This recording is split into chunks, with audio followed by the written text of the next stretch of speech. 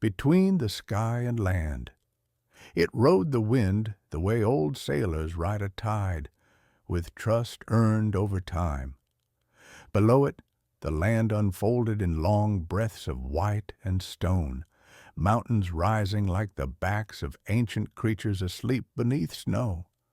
Rivers caught the light and flashed silver, then vanished again into shadow. From this height, nothing shouted. Everything waited. The eagle's wings stretched wide, dark against the pale sky, each feather knowing its place. It had learned the air before it ever learned fear. Storms had taught it patience. Hunger had taught it precision. Loss had taught it when to let go. Far below, a valley opened, empty of roads and noise. Once, long ago, people had passed through there, hunters, wanderers, those chasing something they couldn't name.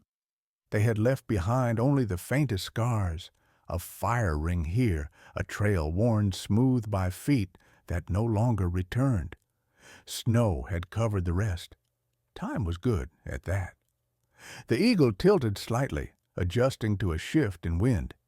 It could feel the mountains breathing, warm currents rising where sun touched rock, cold fingers clawing down from the peaks. The sky was never still. It was a living thing, full of invisible paths only the patient could read. Below, a sudden movement caught its eye, a shadow that didn't belong to stone or cloud. The eagle's gaze sharpened, not with hunger yet, but with attention. Attention was the true gift, the ability to see without rushing to claim. It circled once, then again, higher this time. The world looked different from above. Struggles shrank. Distances softened.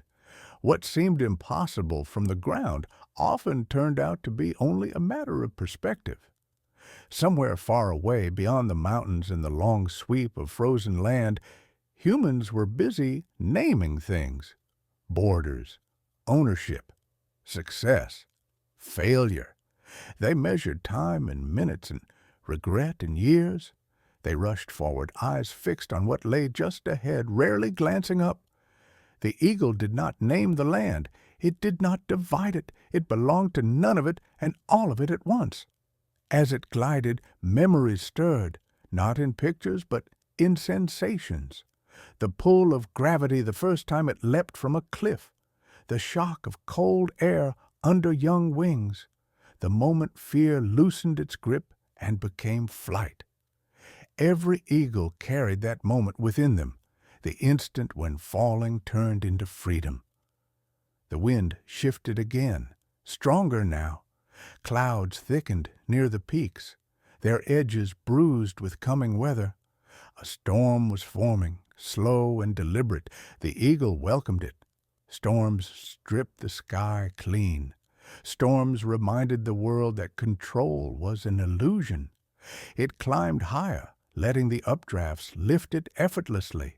Below, the land grew quieter, its details smoothing into broad strokes of color, white snow, dark rock, a ribbon of blue water.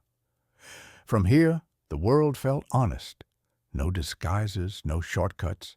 The eagle thought, if thought it could be called, about the long journey ahead. There would be lean seasons and harsh winds. There would be days when the sky refused to help and every wing beat would ache. There would be moments of fierce triumph and moments of bone-deep exhaustion. None of it frightened the eagle. Life was not meant to be easy. It was meant to be wide. As the first flakes of snow began to fall, the eagle banked toward the mountains, feathers catching the cold light.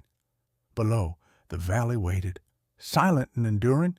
Above, the sky opened, vast and indifferent and free.